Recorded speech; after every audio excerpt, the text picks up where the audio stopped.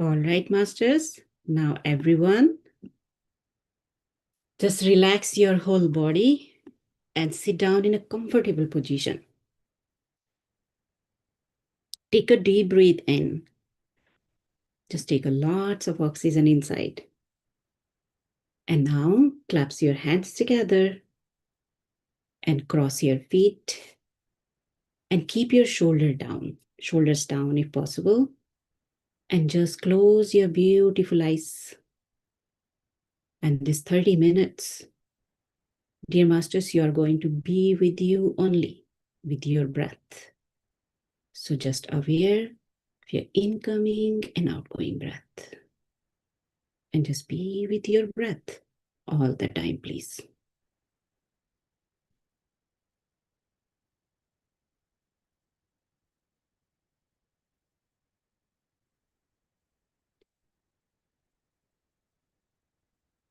Just be aware of your incoming and outgoing breath.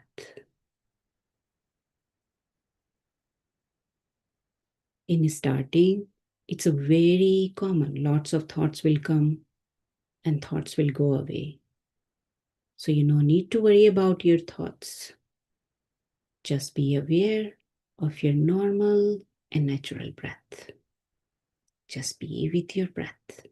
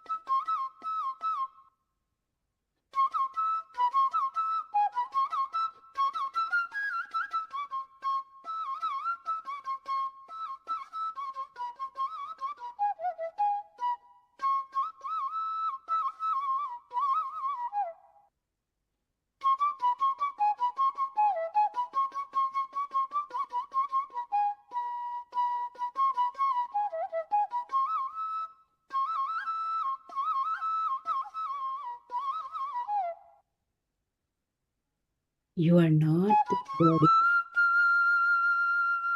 We are in this physical body. We are in finite being.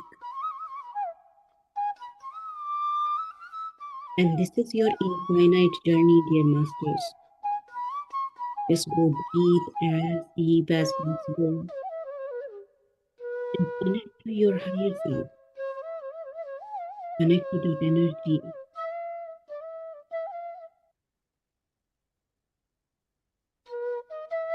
Just be aware of your incoming and outgoing breath. Just be with your breath all the time.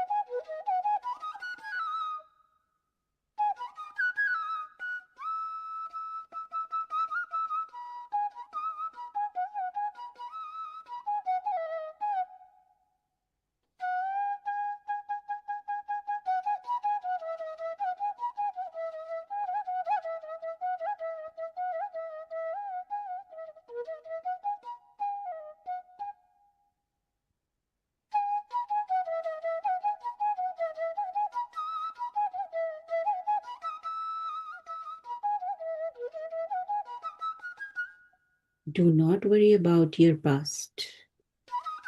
And do not worry about your future.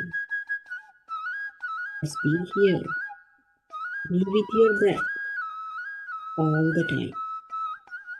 Just observe your normal and natural breath. Be with your breath.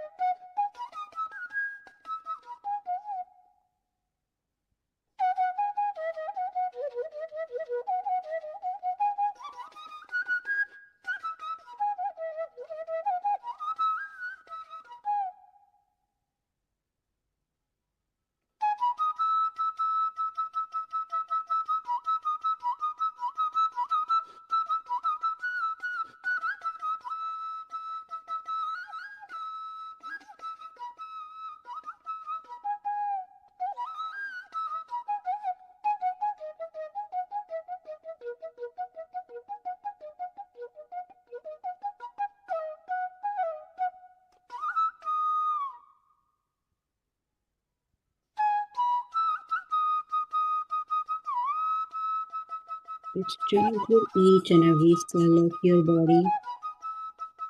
When you absorb cosmic energy during meditation, heal your body.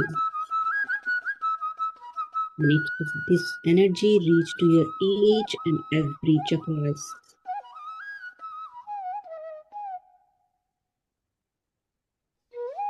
You just be with your breath. Observe your incoming and outgoing.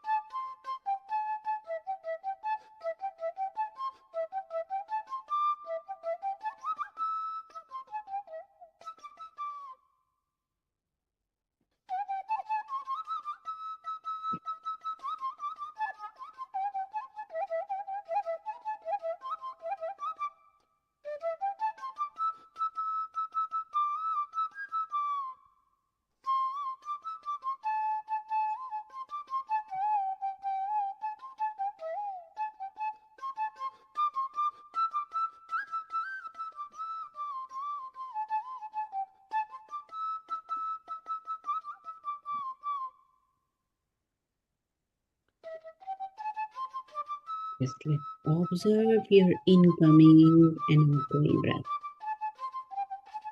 Just be with your breath all the time.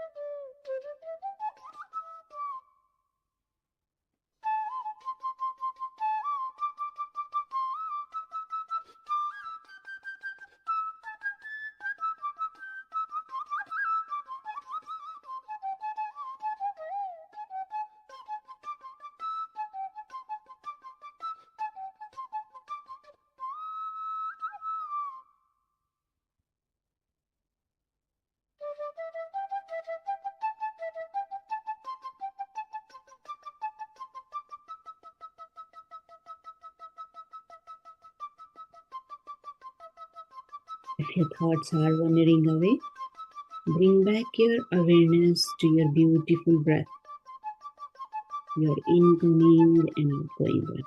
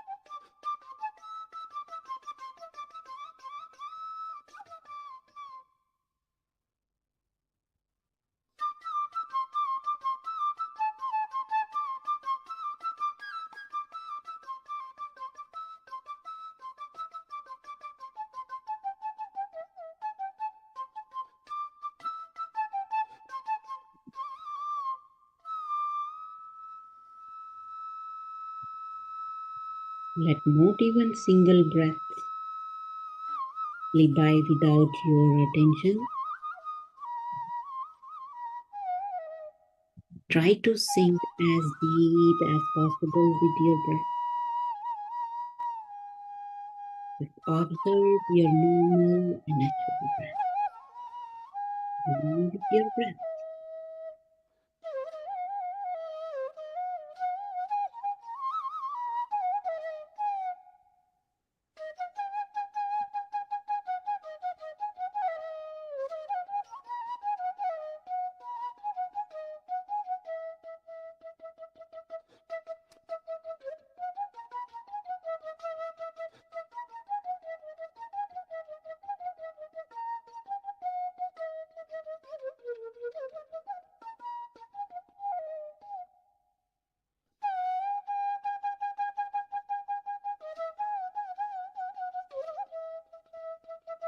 You are infinite being, dear masters. So just connect to your source.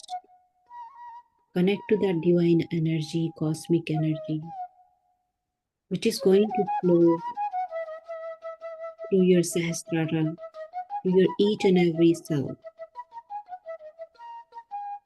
It will heal your body. It will reach to your each and every cell of your body.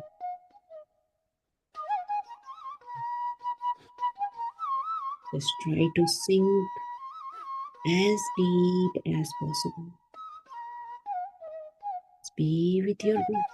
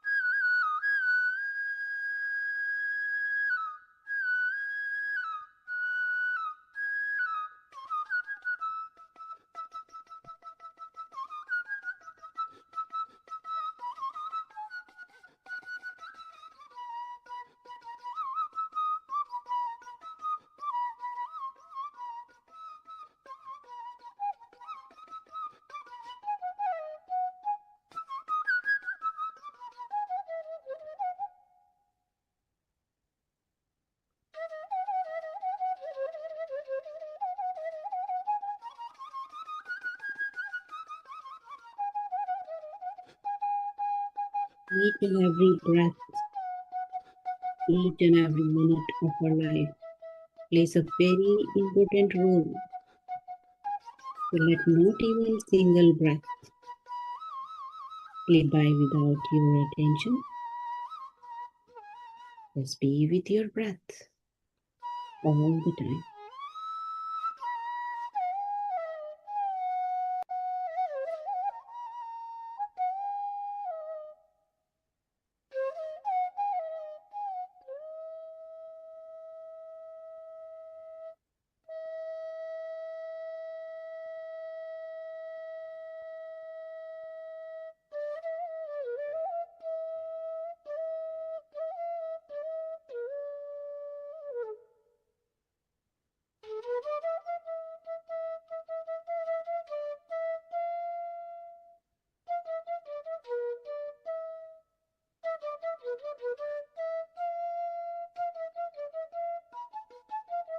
Feel the warmness of your breath. Just observe your incoming and outgoing breath.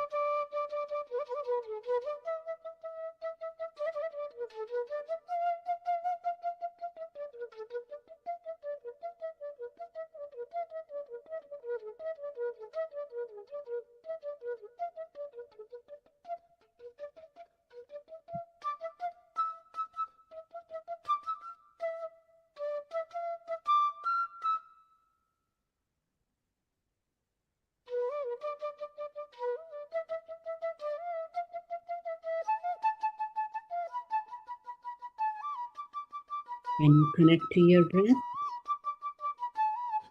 you connect to the source, you connect to the infinite.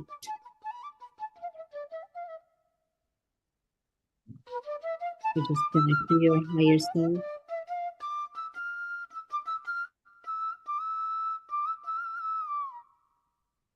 And go deep as possible via nostril. Just be with your breath all the time.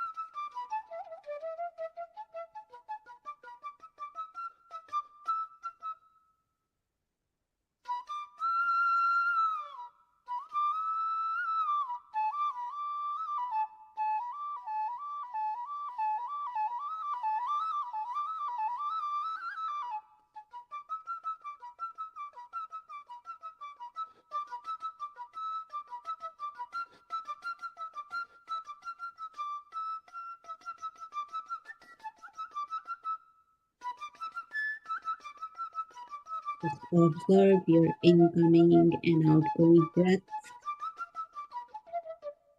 your normal and natural breath. Just be with your breath all the time, please.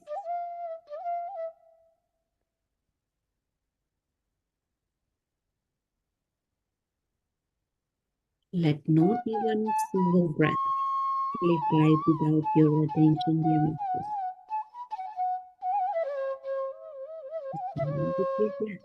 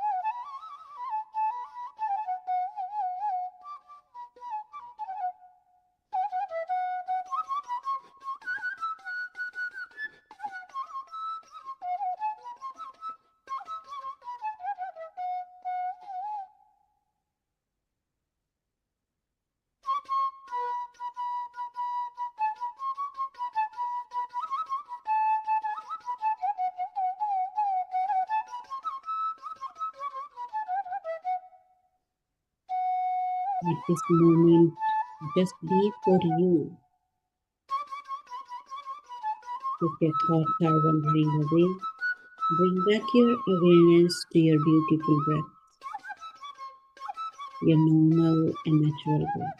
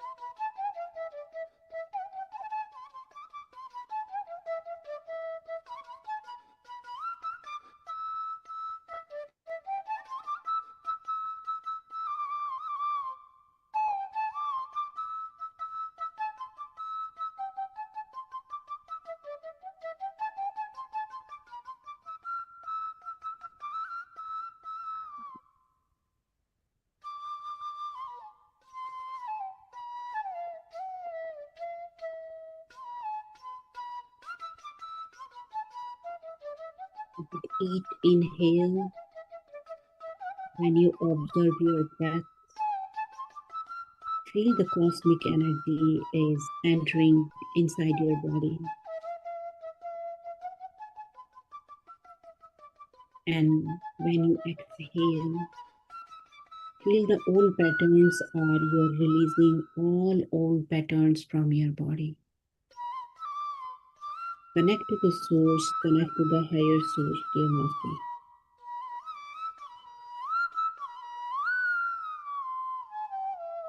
Just be with your breath.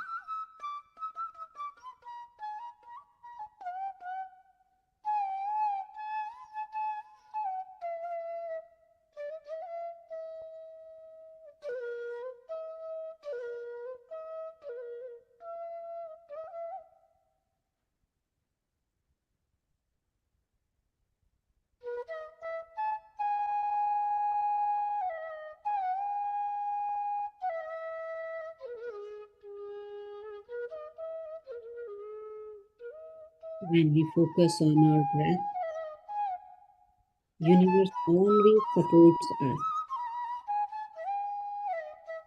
with the full wisdom and with full energy. Through this cosmic energy, you enhance your energy, you heal your body.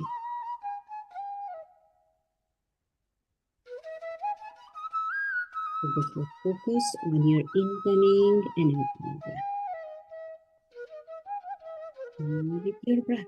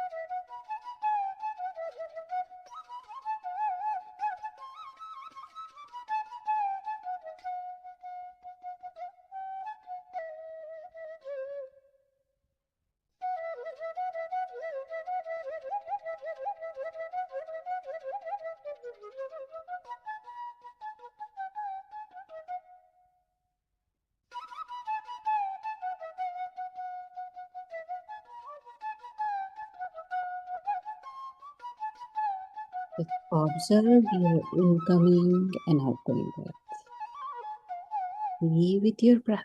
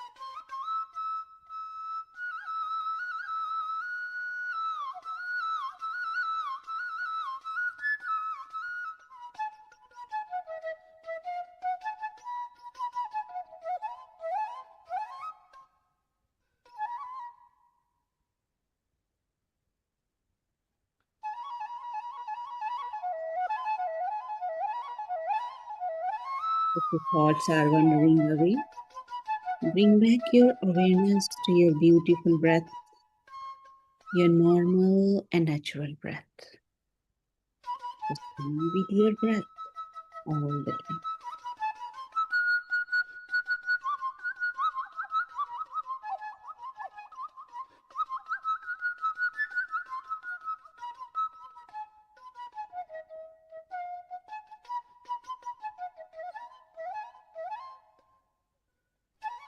Try to go as deep as possible with your breath. Just be with your breath.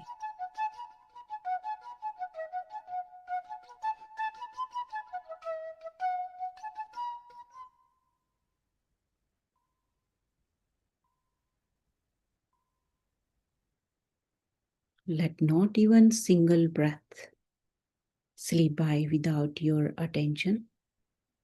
Just be with your breath all the time.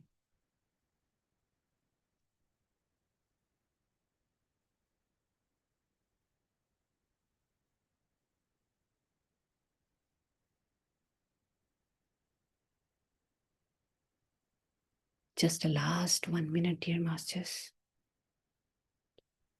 Keep sinking deep as possible. And now, slowly, slowly, come back to the awareness of your physical body. Now, open your hands together. Put them on your beautiful eyes for 5 seconds. 5, 4, 3, 2, 1, and 0.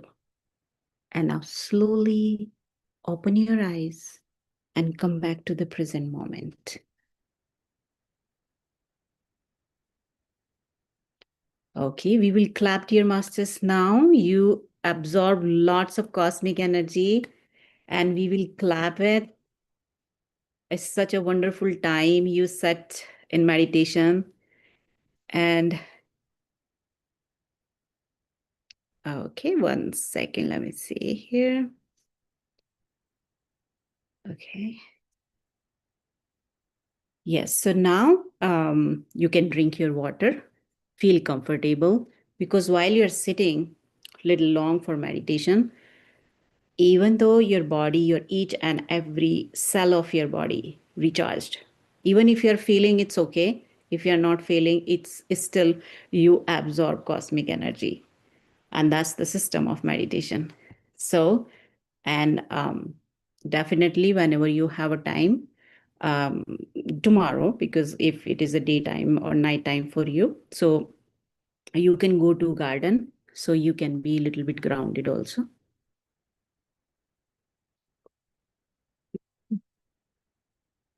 Yeah, walking into the garden actually is always good, because then you are connecting to Mother Earth and you can even, balance your energy here. All right, so let's see. Okay, dear masters, I think today a great masters are going to join us today, and we will, I think, wait for her. Just a minute, I'll read the chat here.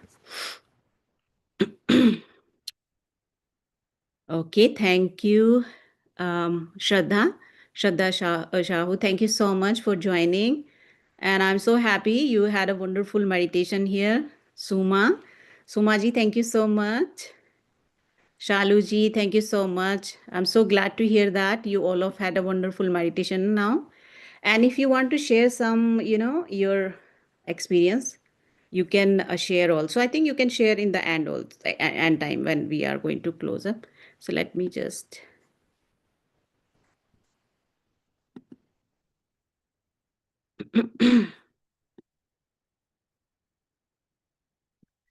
Okay, so we have some more minutes, by the way.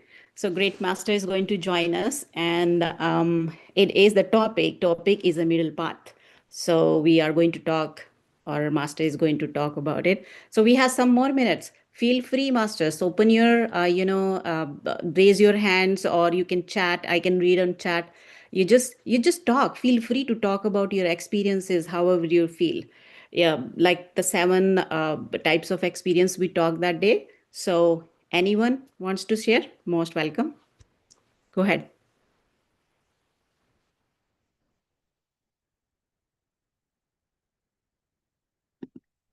Okay, let me put that in the gallery mode.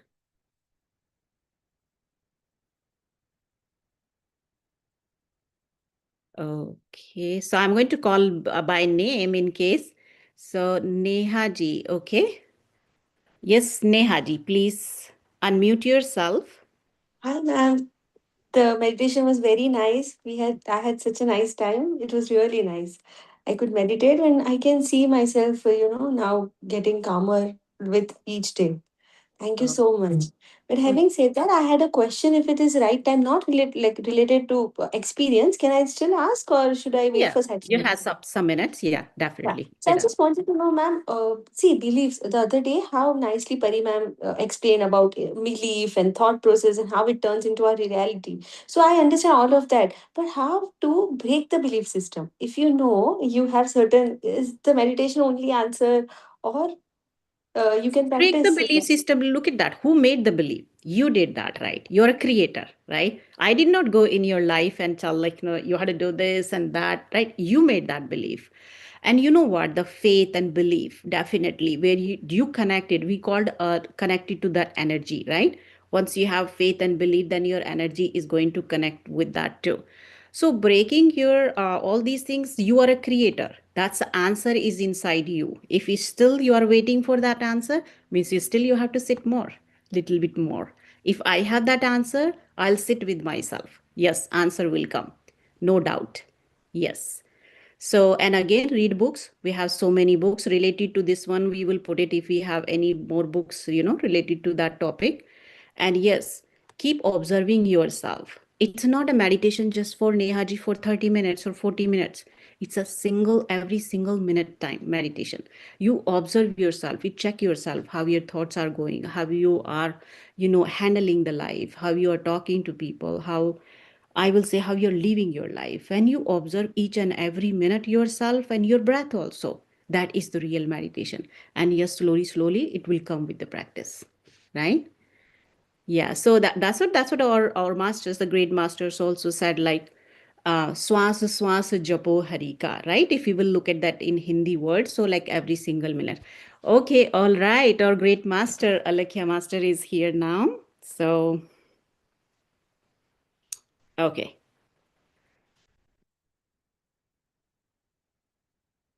Yes, Alekhya ma'am. Namaste, namaste. Welcome, Namaste, welcome Shashi here. ma'am. Hi. Hi, how are you doing? I know this question is really not, we should not ask that, but I'm so happy to see you here. And I'm glad you're most welcome to joining us here today. We were waiting for you. Thank you so much giving your time here. So, Masters, I will just introduce about Alekhya ma'am here. So, Alekhya Shastri is that managing director and CEO of PMC Hindi. So, leading the channel with the steady and thoughtful vision, she focuses on creating programs that support meditation, spiritual learning, and positive living. Okay. And for that, all masters, for everyone. Her leadership keeps that channel grounded in that authenticity while also encouraging growth through her guidance. PMC Hindi continues to reach more people with meaningful and uplifting content. Thank you, Alekhya ma'am, for and Thank you. welcome to you. And now, yes, now Um, please go ahead. It's your turn. Firstly, PMC Hindi is a group initiative where all like minded people who resonate with the vision of if I have been benefited by meditation, I should do the same to enable other people. So yes, it's a strong group of uh, of people who are driven by vision and passion. So I have a quick question for everyone in this group. How many of y'all enjoy meditation? You can do a quick show of hands, either on the screen or physically. How many of y'all enjoy meditation? You can write in on the chat. Okay, Vidya says yes. Anu, Latrice, Ritu ma'am. Okay, Manan, Nehal ji. Okay. Shanu ma'am, all right. And Geetu ma'am. Okay, so you guys are enjoying meditation. Okay, good. So we can put our hands down. All right. Suma ma'am, yes, I saw your hand up. Okay. How many of y'all are enjoying your life after meditation? Okay, I'm still waiting to see a show of hands. I want to see if that count remains the same. Uh-huh. Okay.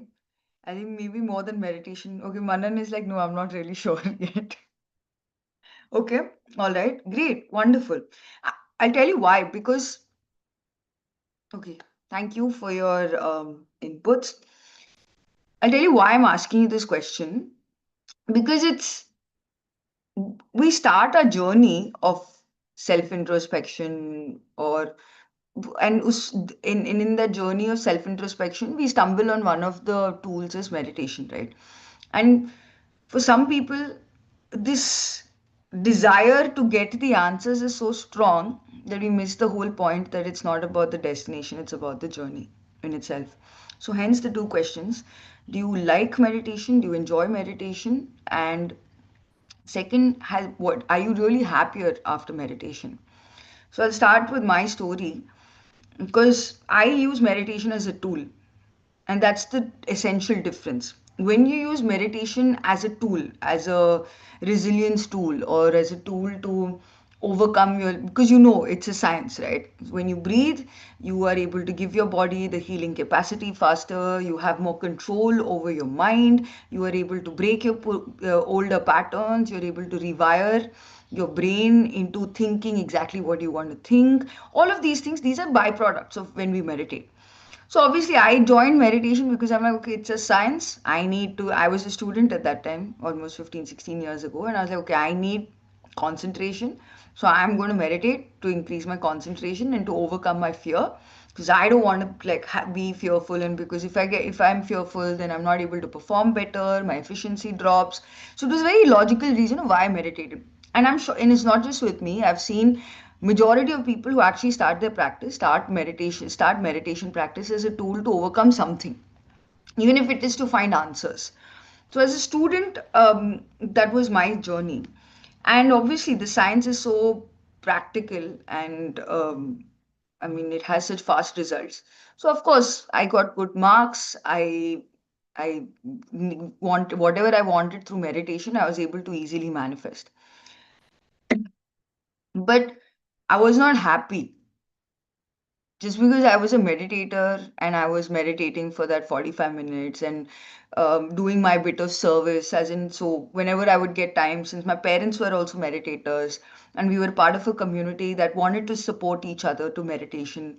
And I lived in a family where service, a mindset of service was deeply inculcated. It was again a byproduct. It wasn't something. So typically we hear, if you give to someone, if you do some form of community service, you feel very uplifted. But my very inherent nature in my family and my upbringing was, it's, if you don't do it, you end up feeling guilty, like, oh, I'm not doing something that I should. So again, so it was not like after meditation my, and I'm not saying I didn't get all the benefits of meditation, because my practice was sincere. I would put in the effort. But a truly meditative lifestyle, which was what one spoke about, boasts about, and very few people actually live that. Maybe 1 crore people start their journey of meditation, but there are few who actually go and go the journey of that 1 crore to finally the 10 people. So the famous example in the Indian mythology is there are 100 Kauravas. I would say the brothers who had malicious intent, and there were five brothers who had very noble intent. But there was one, Sri Krishna Bhagwan, the one who was able to demonstrate godlike qualities. So everyone starts off with the meditation journeys. I was also in that path and journey. I remember after my exams got over, and again, meditation is not a half an hour, 45 minutes practice that we do, right? I remember one evening I had come back from a holiday with my friends over the weekend. I was living in Mumbai at that time. Mumbai is a small, it's a financial city in India, and I was looking at the waters, And I remembered that my life was all about the next moment planning. I had a great holiday, and now again I'm planning for the next holiday. All my friends were like, okay, so we've done this, and now where's the new place that we can go to? And during the week, it's by Wednesday, everyone is thinking, okay, what is the newest restaurant that we can visit? And it was at that moment I realized that my life was not in balance. It seemed on the external I was doing everything right. So I was doing my 9 to 8 and I loved my job, and I was doing my 100% there. So you see, it's not that always there has to be a conflict where something deeper has to arise from within you. It is just those moments of awareness, pockets of awareness that we start to develop. So like Shashi ma'am said while I think Nehal ma'am had asked the question, it's the practice that's important. I was also not very, I was sincere in my practice and I was consistent in my practice. Maybe not have all my answers figured out. But in that moment of reflection, suddenly I became aware of this voice which said, my life is not in balance. And when we say balance, typically most people in the 24 hours they find in your life the balance is your work and your personal life, is your professional life and your personal life balanced. Are you eating a balanced diet? Or it's like are you just small things like are you fit? Just like the idea of mental health may the idea of balance in the world post covid is all about is your mental health in balance, are you communicating properly and stuff like that. So I realized at that point, externally, my life was in perfect balance. I loved my job, so I didn't mind putting in the long hours. And I was sincere in my meditation practice. I used to also do community service. I was a classical dancer, so I would do that. I had my friends, so I would spend time with my family. I would spend time with my friends. So that I would swim in the morning at 8. I would swim in the morning, have healthy breakfast. So it's like, you know, most of us are aiming to achieve that perfect lifestyle where I'm doing everything. And having done that as well, and everything on the external seemed to be in balance, I realized that my life was not in balance because I was not happy. And so my metric of balance transformed completely. And so my meditation journey, all my thing was, why am I not happy? Why am I not happy? This half an hour, 45 minutes, I was in deep state of calm. But what after that? Isn't the whole purpose to enjoy of life is to enjoy the journey, to go through the flows. Not everything has to be hunky dory, but some form of semblance in our life. And that's when it really made me go through the practice, go through inner. And I'm sure a lot of people say inner, but to really reflect on my life and my choices. And that was the first thing, because I was always had a healthier lifestyle. I come from a Brahmin household in India. A vegetarian diet was already inculcated. So for me, it was, I wouldn't say that in the diet there was a lot of change, but I did see that there was a remarkable shift in my eating habits when I start to become aware of how much to eat and how much not to eat. And now even today I think about it and I realize that I use food as an emotional tool. When I'm sad, I end up eating a little bit more, or if I'm anxious, and it's very natural to have all of these emotions, right? When I'm going towards food and I'm like, okay, I don't have any other bad habits, let me cook something for myself. Again, that's okay, but how much of it are you doing so that does not cross the line of obsession? Meditation is the wonderful tool that it gives you a constant check of what is balance for you. So the first balance is in meditation is in your diet. First, because it immediately affects your body. What you eat directly affects your body. So even I noticed that there is a trend in the way that I was eating. If I was having a fight with my parents, or if I was having a fight with someone I care about, I would be like, I'm not eating my food. I don't want to listen to what you guys are saying. I'm not eating. So my way to express and demonstrate my anger was on my food. That was the first thing I became aware of. Oh, okay, this is what I'm doing. I didn't realize unconsciously, but the food which is supposed to nourish me, feed me, energize every cell of my body, I'm charging it with anger. Or I'm charging my body with so much anger by choosing not to eat. So the first step of middle path, which is the topic of the day today, is to really to understand what is our relationship with food. In Bhagavad Gita, there's a very beautiful shloka, Yukta Hara Viharasya, Yukta Cheshtasya Karmasu, Yukta Swapna Avabodhasya, Yogo Bhavati Dukkhaha.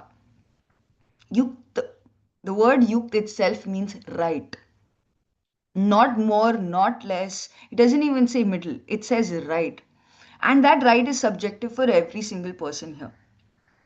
So the first thing that we have to look at, introspect, is how are we eating? What are our eating habits? Are we eating more? Are we eating less? What is our relationship with food? What are the ingredients that we are using in our food? I started to notice that if I was eating food which was it was filled with a lot of spices, my body was reacting differently. It took me some time.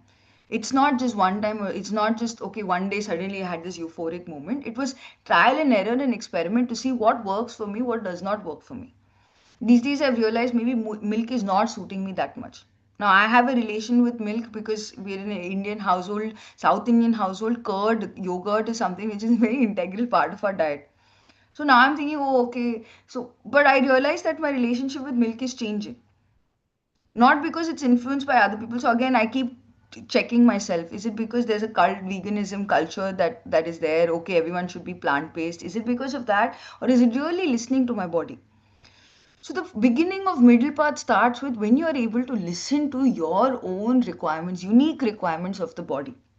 Yukt ahar, right diet, very, very important. I started to notice that whenever I was eating garlic food, I had heard, which was fine, but I was living outside with my friends, had my own apartment, I was living in this fast paced culture, I was earning enough money for myself. There's no reason.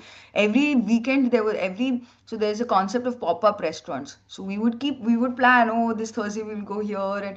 And so I'm thinking, okay, something about this food is not suiting me. My parents are right, which is fine. My meditation is going great. Through trial and error, I realized that something about that food is not suiting me. I noticed that when I would eat garlic first, my stomach would have indigestion. Then I would see that for 3, 4 days in my meditation, it took me time to get into a meditative state. Now, most of the time, you will say, oh, I was not able to meditate properly. But everything that you do in your everyday life impacts that 1 hour meditation that you sit for. So the first thing again, and I'm emphasizing a lot on the food part because that's the most essential aspect of a human life cycle. Food. A mother nourishes a child. The mother for the first 5 years is thinking, what should I feed the child? The food habits change across time and space, but it's always food. In every culture, in every country, everyone is always talking about food.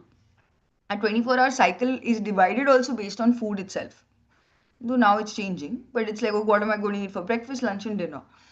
So, yes, so the first thing of the middle path is to understand what is right food for you. Of course, we know a vegetarian diet, a diet where eat we eat food which is rich in prana. So raw food, raw vegetables, as not something which is overcooked, not stale food, definitely not stale food. Stuff that you've kept inside the refrigerator for many days, because I think in the fitness world, it's told that you can make a pack for lunch, for meals, and you just put it. The one pot recipes have become really famous now. You don't have to. It's a no-brainer, right? No, that's not. Food, the time that you spend to eat your food is very, very, very sacred. So now in our house, with my husband and everyone, and my sister and all of us put together, we've come up with our own practice of what we want to do during mealtime. So I can't come and say and give you a list and say you should do this, you should not do this. What is your unique lifestyle, your family's culture, your tradition, and how you'd like to inculcate that to ensure what your middle path is something that is a very integral aspect to ensure that you lead a meditative lifestyle. um yeah, meditative lifestyle. Like I said, I was doing everything right, but I wasn't enjoying myself. I wasn't living life in zest and saying yes, there's so much more. My nature is I'm an explorer, but that was not warranted by my meditation practice. My meditation practice should have enhanced it. But what my meditation practice did was made me aware that there were certain parts of there are certain habitual patterns, my eating patterns, my thinking patterns, my feeling patterns, that were not supporting my ultimate goal. So the first thing of middle path is yukta ahar, which is the needs of the body. So if you're hungry, eat. If you feel, if you are not hungry, don't eat, because the time demands and time says that you should eat. This is lunchtime, you have to eat it. Eat how much you want, when you want, what you want, cooked with your own hands, if preferably. Yeah, with a lot of love. And that's the first step. Of course, food science is a completely different topic. I'm just going to touch upon a bit. My meditation practice, when I realized that I was not eating garlic food, was enhanced a lot. So I realized, okay, my food does affect me. If I eat food from outside, which is not which maybe I've loved the taste, it's a pure veg restaurant and I really like it and it's my favorite dish. But when I go back home and I sit for meditation, I know that it's disturbed. So I know that the person who prepared the food also, his energy is there, his or her energy is there in the food. So it's not, there's no thumb rule which says, even though I can proudly say I don't go to any restaurant that serves meat, that does not necessitate that the food that I'm eating is truly energetic and it's nourishing me. So again, you have to figure out your own path and see what middle path is for you, because a lot of meditators say that, it's my job and I don't know what to do.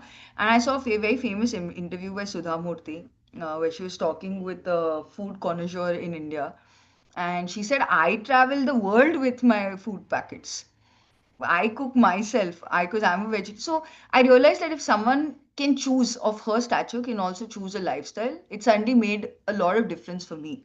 So hence I'm spending a lot of time on food, because again it's a very integral aspect, and this is something that you can directly check. All the other things are very self introspective, but this is very obvious: what you eating, what you should eat, what is not suiting your body, and what you should definitely not eat. So no meat and no mushrooms, because of course we know the energy behind the food in the meat. And mushrooms, because it doesn't have chlorophyll, so it doesn't, so any form of light cannot penetrate through.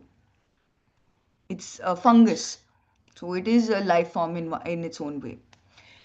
The second part in middle path is yukta vihar, right entertainment.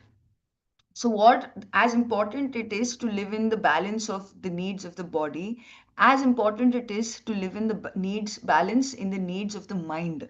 Our mind wants entertainment. When we get married, we actually we it's coming together. This is our ring finger, right? This ring finger is representation of the mind. When two minds are getting married, that is when we say it's a union. It's not two bodies getting together. You don't need marriage for two bodies to come together, but you need a marriage to legally bind two minds. And what is two minds coming together? Any form of entertainment that you want for the mind.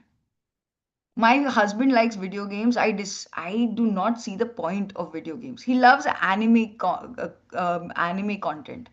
I'm like, you're 35 years old. You don't need to watch this. And he says, I find spirituality in this. And so initially, and I mean, it goes on in everyone's life in every way. Um, Especially when we become spiritual, we feel that we are an authority of what is right for everyone around us. So you tend to want to like mirror that onto everyone, because you are figuring out your own practice, right? An immediate extension for you is your family. So yeah, when I realized what I was doing at that point is, I may not be living an ideal life, but I was doing that to all my friends, because I was living alone in Bombay at that time. And I was like, no, no, you should live like this, and no, you should not do that. And I'm like, once again, what am I doing? What am I truly doing for myself? Am I living true to myself? So I started my classical dance again, and I said, okay, that gives me joy. And not a lot of people understood that, because I was giving so much time to it at that point, where no one was like, okay, my mom would tell me, which is very funny, because I mean, my mom is my support system, right? She's also a meditator. She said, well, at this age, what, you're going to dance? I'm like, what are you saying? But I find joy in dancing. And then, of course, she found her own path, and she said, and she's my greatest supporter. So yeah, it's just whatever entertains you. If watching movies entertains you, you must watch once in a while. Don't go to the extreme to say no, no, I'm living a, because again, these are all myths. What I watch is going to affect my mind, so I should not. A good action movie, if you like it, go and watch it. If you like a good romance novel, go and watch it. But how much time you spend on that is again going to determine your unique middle path. If your capacity is for 1 hour and you go into 2 hours, 1 hour where your mind is perfectly entertained. But now you're going because now you've gotten into you because getting into habits which are not supportive for us is the nature of the mind. It'll immediately pick up something because avoidance is its nature. The ego wants to keep on establishing itself. So immediately that 1 hour becomes 2 hours, 1.5 hours, then 2 hours, and slowly you also don't realize it. That becomes a habitual pattern for you. But right entertainment for the mind is absolutely necessary.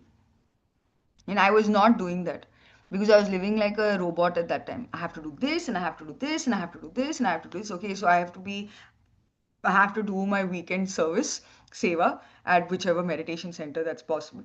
I have to go to work and I have to make sure that I do my 100%. Then I'm like, okay, wait, it was not like I was not doing it. But the thing is, I was not taking time to truly enjoy that at that point in time. Because again, I was planning for the next moment. When you are taking a break, truly take a break. Don't worry, care about anything. There's a wonderful concept that's been shared by one of our pyramid masters. If you're surrounded by people who tend to smoke a lot or have a habit of smoking, then it's a reflection of your own inner habit of not being able to take a break. Every thought, like every task that you've completed, gets spilled over into the next task in your mind. So let's say you're cooking. While you're cooking, you're thinking, oh my God, what am I going to be doing next? Okay, I gotta go to work next. Or I have to go pick up that person there and I have to talk to that person and call that person while you're cooking. Now, when you're talking to that person there, you're also trying to do some other work. He's like, okay, let me try to fold some clothes simultaneously and put. We're always spilling over one thing onto the other. Multitasking is possible. Definitely, it's possible. When you have achieved that level of mastery, where every part of your mind is brilliantly compartmentalized. And until then, take that one task and do it properly. Mindfulness. That's what Buddha spoke about. That's what the middle path is about. So, second, Yukta Vihar. Are we good? Okay. Third, Yukta Cheshtasya Karmasu. Now, we're all born with some inherent qualities. Gunas, it's called in Sanskrit. Inherent core qualities, essential qualities which are unique to us. It's not something that we get. So our mind can be conditioned by our parents, our upbringing, our culture, our financial situation. But our mind, uh, our our intellect is something which is inherently unique to us. Yeah, you don't have to tell a small child to take care of an animal. Some kids naturally love animals. Some kids don't. They feel scared of animals. But some kids naturally have that wonderful quality of, oh, okay, thank you so much. They're just generally polite. Now, those are not all natures of that are taught. Now, for example, my mother tells me about this, about me. She says, you are always very polite. This is not something that was taught to me. I was always very polite. And I realized even today when I converse with ChatGPT, I don't know how many of you all use ChatGPT, but even when I'm communicating with um, if with my maid servant or even if I'm talking to a chatbot, I'm very courteous. Now that's something which is very inherent to me. This is not something that's taught to me. And I'm giving courteousness as one of the gunas. There are multiple gunas, of course. The guna of seva, which comes very naturally to you, the why are you all here today and why aren't all the other people who have this information in this zoom. The choices that you make are determined by the qualities, your core gunas, the qualities which are inherent within you. A teacher can teach all students the same subject, but yet there are few who are able to understand it better, who would treat the teacher in a different way. Now those are the core qualities of an individual. Now, when we talk about middle path in this context, yukta cheshthasya karmasu. We're all born with certain preset filters, okay? And these gunas don't change in this lifetime. They don't have to necessarily transform. So it's not like your personality is going to completely change. so let's say if, so let's say if you're a naturally You have a tendency to be very thoughtful after meditation, before meditation. It's not like your personality is going to change and you'll not be thoughtful and you'll suddenly be detached and you'll not do those small things for your family. You'll continue to, because being thoughtful is your nature in itself. So our nature does not change, your core essential nature. So Bhagavad Gita, in Bhagavad Gita, it said, Yukta Cheshthasya Karmasu. Cheshtha means work. Karma is the act of doing. The core, the right act of doing is something that we have to inculcate. So one is, so meditation made me very aware of my core nature. I am a very joyful and bubbly person in general. In meditation, I saw everyone around me become so calm and composed. My mom is this epitome of like elegance and like calm. So always I'm thinking, okay, everyone is saying meditation has all of this transformation. I'm quite the opposite of it. I move my hands, I'm animated. Okay, so I wasn't happy about that. Again, all of this was leading up to my meditative lifestyle because I'm constantly thinking I have to be something else. So, accepting your core guna. What are your core guna? Discovering what your core gunas are. Living in that guna. Not judging your actions based on that guna and being true to yourself. That became like a process of discovery, self discovery for me. So, middle path isn't just about, oh, you know what, living in the extreme. Don't just go into spirituality too much or don't live in samsara too much. These are all basic things. Yukta vihara and yukta karma, cheshtasya karmasu, right actions. As we start developing more and more awareness about our true nature, we start to realize what exactly is our dharma, our duty, what we should do and what we should not do. What to do and what not to do? That is $1 million question. Shakespeare put it so beautifully. What should we do? What should we not do? A child has different duties for himself. A mother has different duties. A father has different duties. Those are the roles determined by society in which the mind is active.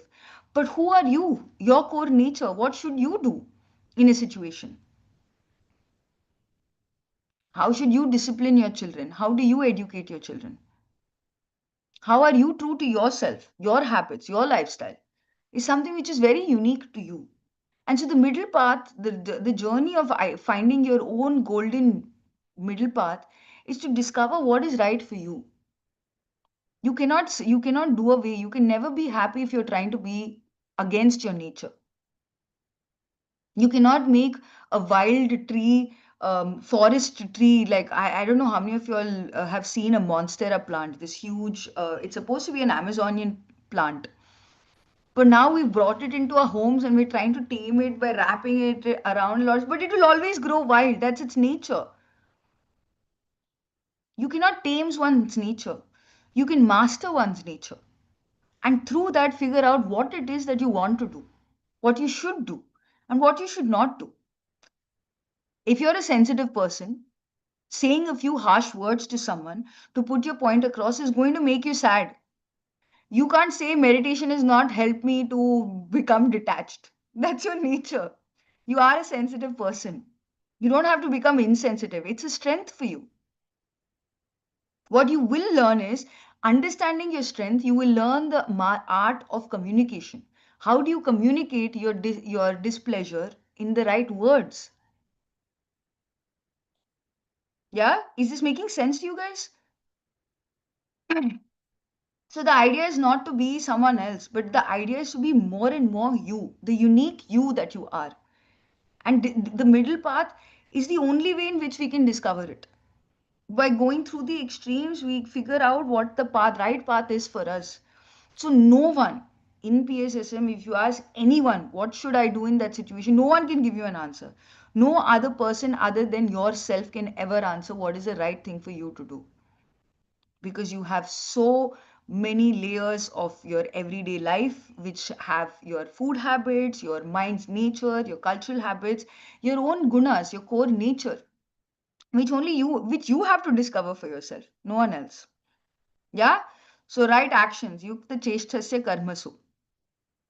And then yukta swapana avabodhasya.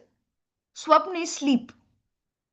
In sleep, of course, in the Upanishads, the sleep is expressed in multiple states. But in this state, we talk about the sleep. The initial sleep state and the dream sleep state.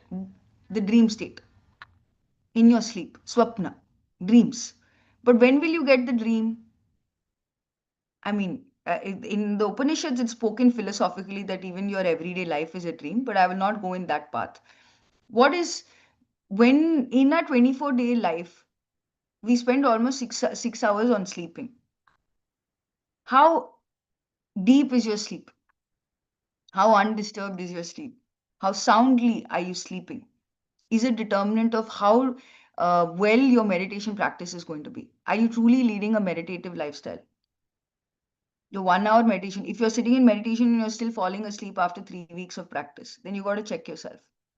If you're lying down on the bed and you're not getting at least your deep REM sleep is not for more than 7 to 8 minutes, usually we sleep for 7 to 8 minutes, deep sleep state. That where the state where our brain is almost like our bodily functions almost come to a standstill. How deeply are you sleeping in your sleep?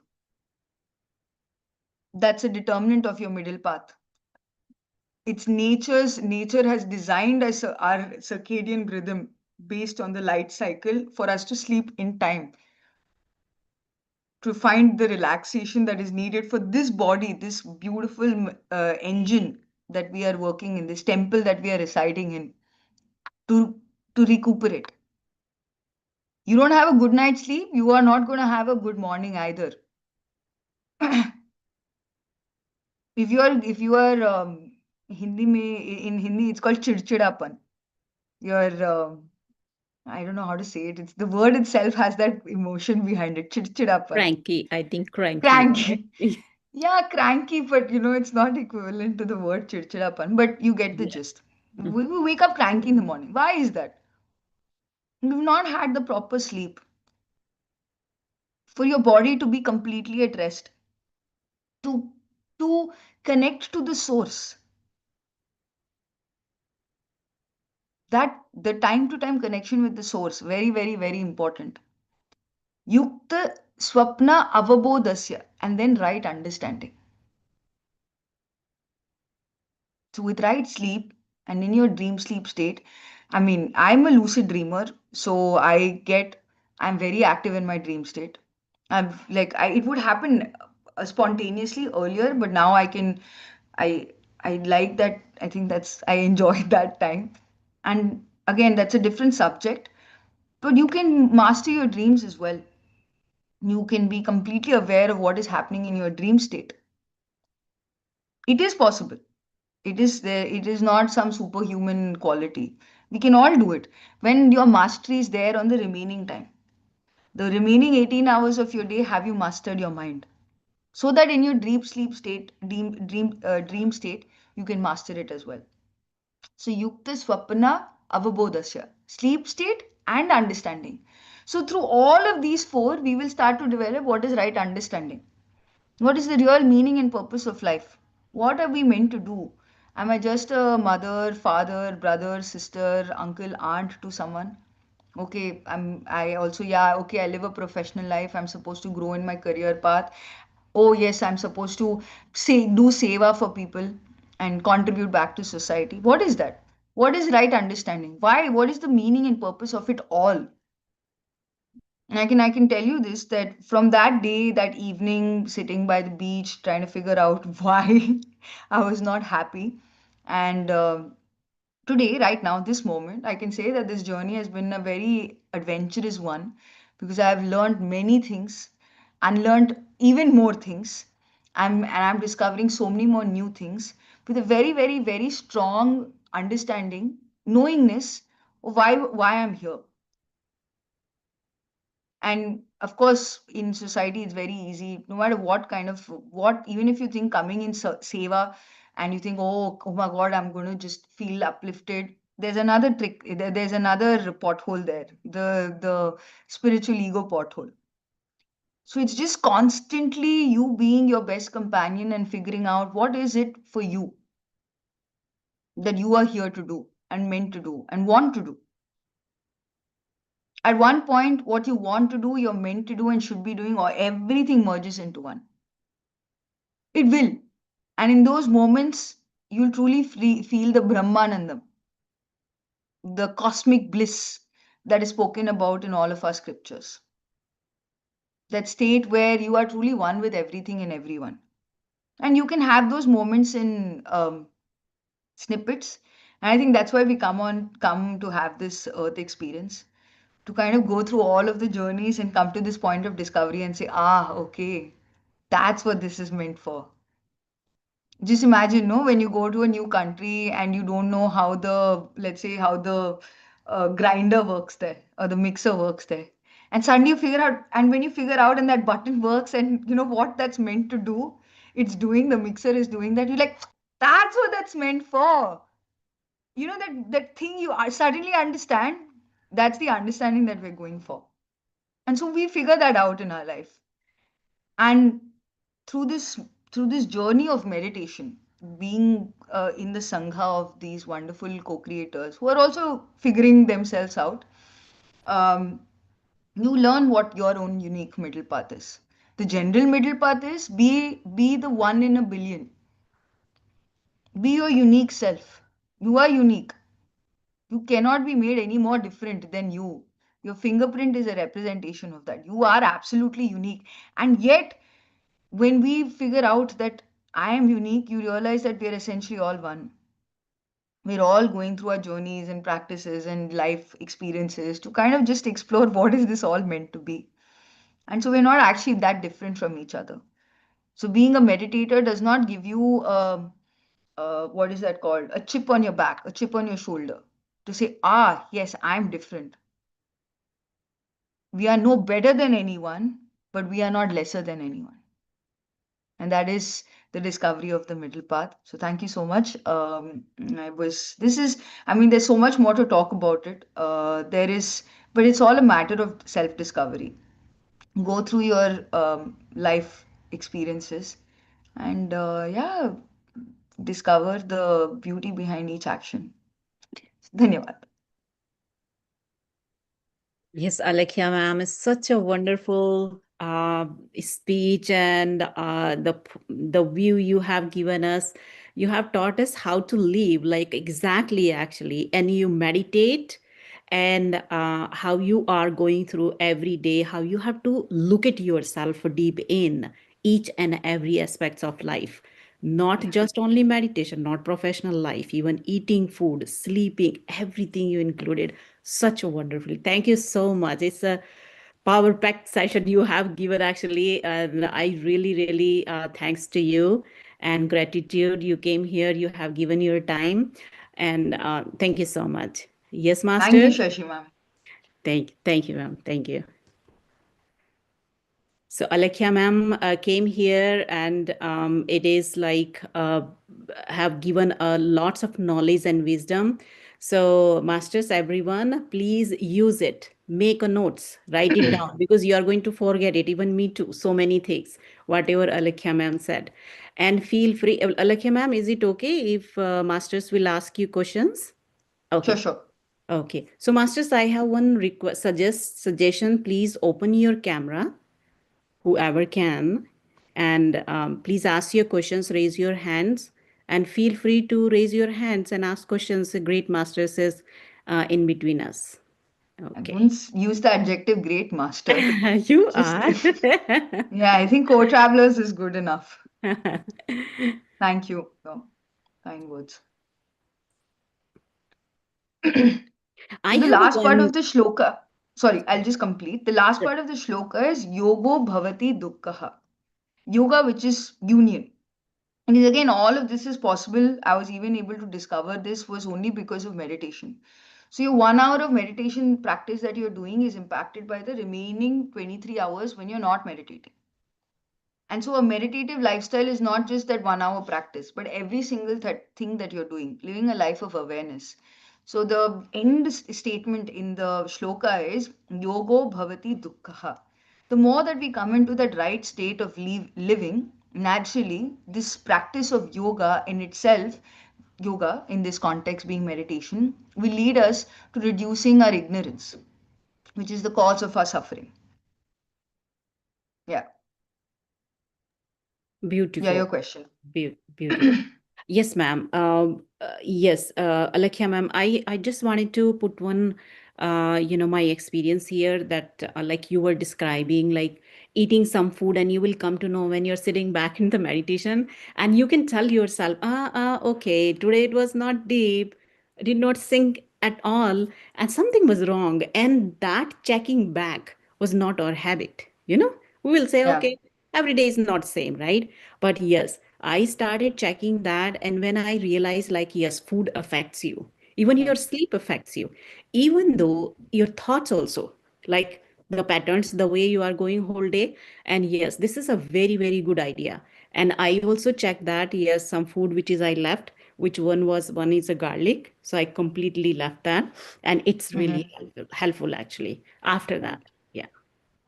So I'm Yeah. it's not like if I'm going to the restaurant, sometimes, I used to eat garlic and onions, but I realize for my body, so it is not like maybe not working for everyone, but for myself, if I won't eat all these things, I can easily feel that Yeah. food energy also while you eat it. Absolutely. Yeah. Actually, So the same thing is happening with me right now with onions. If I tend to eat onions, I feel there's something very odd. I also figure it out after a period of time. It's not like I've stopped eating onions completely, but I know that, so now the tendency is more to avoid it. I never ate raw, even the cooked. But no one, so it's not, eating onions is not bad. right. But garlic for sure, because it impacts your meditation. Right. Onions not so much, but it's not suiting my body. So yeah, it's there is some changes that are happening in like dietary habits, no doubt Yes. about it. So diet always help us in meditation if you want to go more deep. Yes. Thank you. Thank you so much, Alekhya ma'am, for putting your, thought and lights here. Okay, masters, you please feel free. Raise your hands if you have any questions here.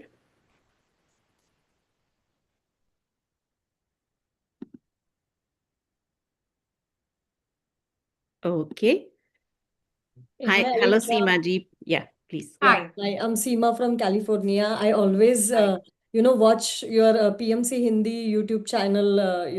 I love your energy, the way thank you, with so much enthusiasm you talk. It's really amazing. Good thank you, job. I'm really fan of your YouTube channel. And I thank would you, like ma'am. to know, how do you update your knowledge? How you like, do you read books? How often do you read?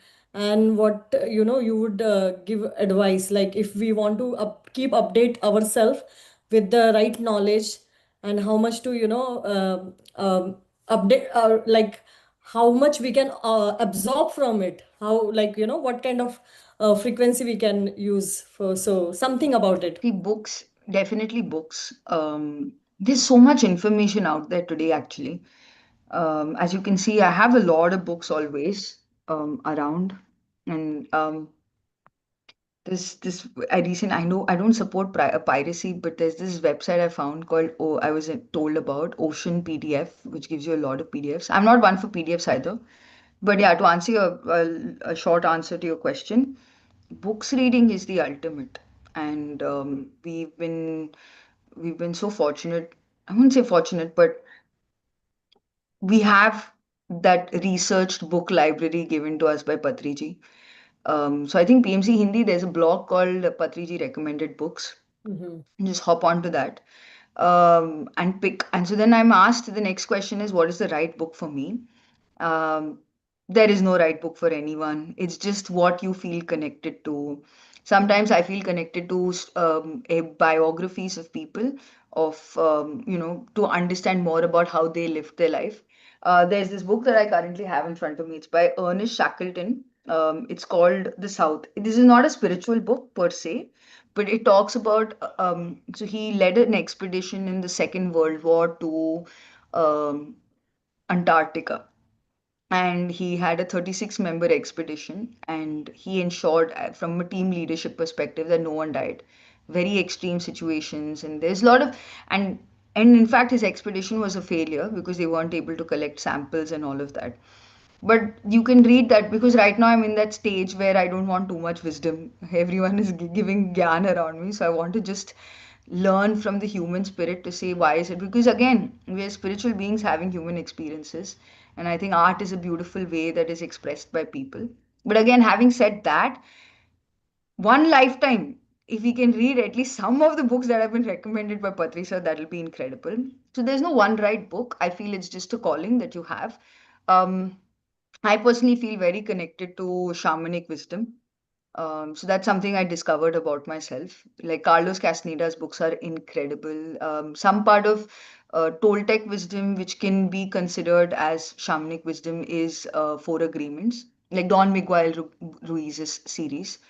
Um, but I still prefer Carlos Cat because I have a more science bent of mind. This wonderful book that I read called Whole Brain Living by Jill Bolt Taylor. She's a Harvard neuroanatomist. She was 36. Her brother is schizophrenic, twin brother, and that was the reason why she actually started wanting to understand the brain, because she was confused. Why is it that my parents would scold us the same way, but I took it differently and he took it differently? And so she became a neuroanatomist. And at the age of 36, she had a brain stroke. Oh, And for 8 years, she was recuperating. So when she's a neuroanatomist, so she knows the functioning of the brain. So I think like 45 minutes or 1 hour, when she was having the brain stroke and every function of her body was switching off, she knew exactly what was happening in her brain. And so she went into a coma for some time. Then she came out of the coma, which was her near death experience. And then she wrote this wonderful, she's written two books, My Stroke of Insight and Whole Brain Living, where she talks about how does the brain function. So she connects neuroscience with metaphysics by saying that there is a part of our brain which functions in no time and space state, and that is the oneness consciousness. And so that's another interesting kind of book. So I guess using your internet for good references to kind of give your inputs. If we are going to use artificial intelligence, then I would recommend that we use it all out. Go to Google Gemini and be like, this is the kind of book that I'm looking for. And if you don't know what kind of book you're looking for, from the recommended books I'm saying, I'm giving you a very practical guide of narrowing down. If you don't know if this is right for me, and you don't know if you want to invest yet in a book, go to Ocean PDF. Please do not. I'm not promoting no, piracy. but that's amazing. Um, Really, it's good to know because at least on, such website, I can read one, two pages yeah, and I can come to know whether I really wanted to invest in this or yeah, not. yeah, and get the book. Yeah, thank you so I see much. Really amazing. book is an investment for yourself. So I would always recommend go and buy the book. It'll sit in front of you, it'll gather dust at some point, but you'll be like, oh no, it's there in front of me, so let me go get it. Let me go read it. Yeah, So yeah, absolutely. there's so many varieties. There are books which are channeled by masters from higher dimensions. So that's one category of books. There are books which are entirely on neuroscience. There's another incredible book by Bradley Nelson. If you have a doctor sort of bent of mind, it's called The Emotion Code.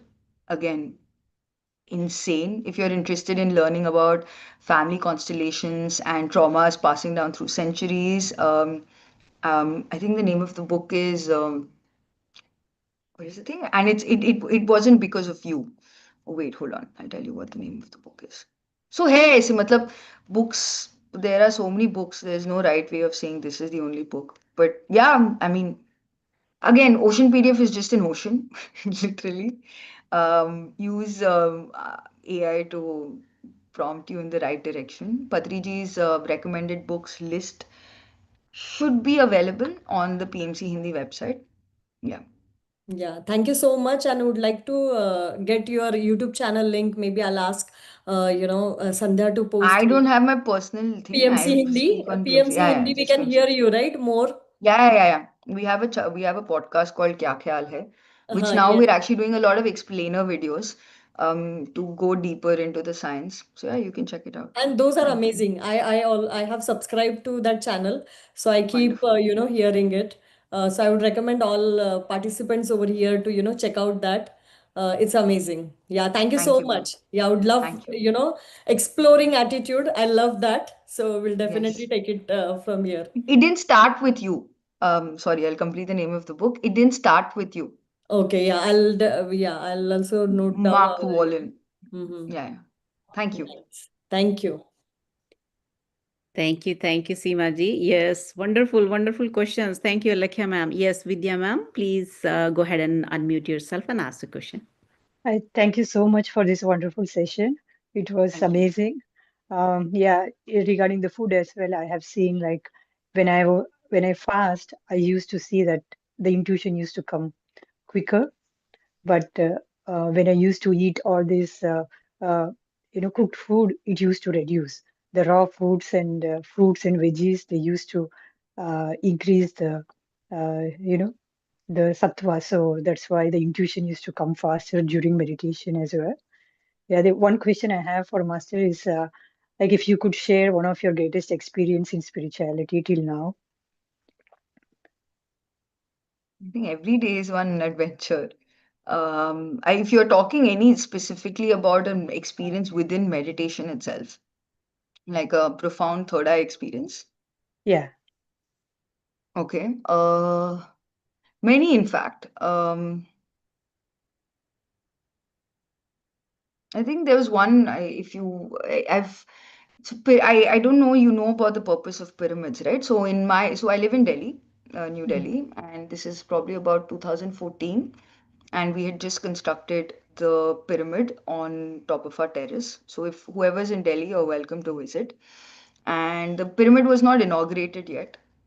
And I remember the night before the inauguration, I was sleeping. Like I said, a lot of my experiences are in my dream, and I was sleeping, and I remember the dream very vividly, so I'm going to tell you a part of that dream, which is that I was sitting inside the pyramid and I was meditating, mm, and, and I was like, oh, and I became aware that I was asleep, and then I was dreaming, and then I was meditating, and I opened my eyes and I went out. When I went out, I turned around to see, oh, the pyramid. I saw that the pyramid had shrunk itself in size, and the pyramid was communicating with me. And so the pyramid actually became sort of like a locket size thing, and I put it in my pocket, and I turned around and I saw that I was in a completely different planet. The people looked very different. They didn't have a mouth. They didn't have a mouth like this. Oh, sorry, they didn't have a nose. They just had a mouth and very big eyes and really tall beings. And so I, of course, telepathically was communicating and asking, why do you not? So how do you guys meditate here? Because usually we meditate with the observing the breath, right? Oh, these guys. So then they explained to me how they meditated. So they actually flip the tongue upwards, and there is a point on top where they are able to experience amrit. And because I'd heard of all of this, but I was experiencing that for the first time. And this so like that, there was 3 4 planets that hop jumped, and I was doing like interdimensional travel with this pyramid. So whatever. So after this meeting was done, and they were telling me about how the people live there and stuff on that planet. I would I would take the locket out from my pocket and I would put it on the ground, and the pyramid would become big, and I would enter into the pyramid, and I would sit to meditate again. And again, like I'll merge and fuse into one, and the pyramid would take me to another planet. And the last planet was, I went in, and I still remember that planet for me is a very vivid dream, because there was no sun like as we know it. So it was a purple sky, and the entire floor, the entire ground was crystallized in color, and there was a light green hue that was reflecting back from the sky. And suddenly, all other planets, I was very welcomed by the people that I was visiting. But on that planet, they said it is not your time yet. They gave me a locket and said this is a code. When the time is right, you'll know what to do with it. And they sent me back. And I woke up in the morning feeling elated, thinking, "Wow, what is this dream?" And many years, I think within that year itself, I had read. I think we had met Judy Satori, and I read this wonderful book called Sunshine Before the Dawn, where she talks about a similar experience that the protagonist had in that book. And I was like, I know what she's talking about. I know about someone coming and giving me a locket and telling me to unlock my ancient memories. And so, yes, this is just one of them, of course, ma'am. This is like one yeah. of those, whoa kind of Oh, experiences. yeah. Yeah. But I think it's everyday life. There's so many, like suddenly just understanding. something so deep, profoundly. One experience with Patri sir, whenever I would meet Patri sir, I would ask a lot of questions. But there's one year when I was reading Carlos Castaneda's book, The Journey to Ixtlan. No, The Fire from Within. And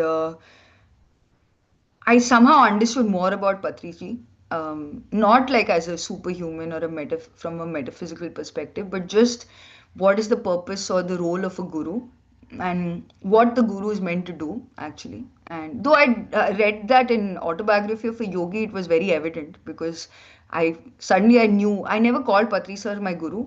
I always said he's my friend, but I realized no, and in his simplicity, he's teaching me how one should live simply. But we are to live extraordinary lives.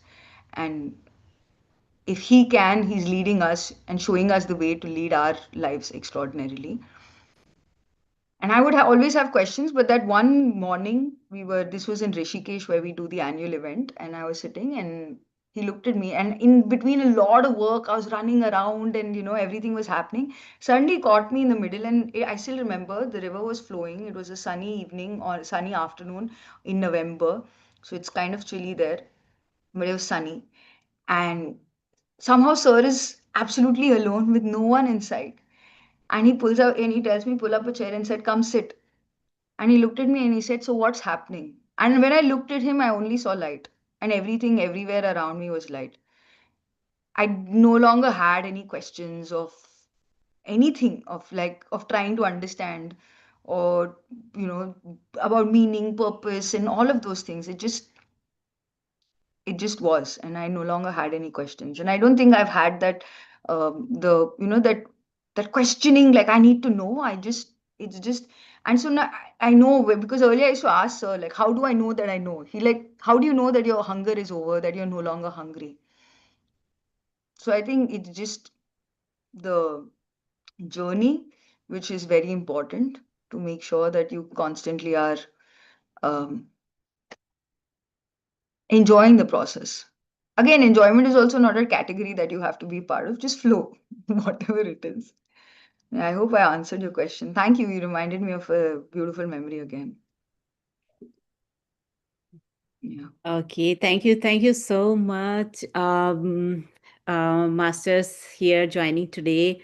Today is now is the time. And thank you so much, Alekhya ma'am. Whoever is question, so Manan sir, can you please put your question here on the WhatsApp? So we'll come back to you. And because I think it's like we have to look at the speaker time also. We really respect your time. And yes, we'll come back to you. You can put that question on the on the WhatsApp, so then masters will reply you. Thank you so much. And Alekhya ma'am, thank you so much for sharing your wisdom with us today. We are truly grateful, all of us. And you Thank put you. your lots of effort, your energy, your time, and gratitude to you. Thank you. Thank you. Okay, masters. So we will close the session today. See you again tomorrow. Okay.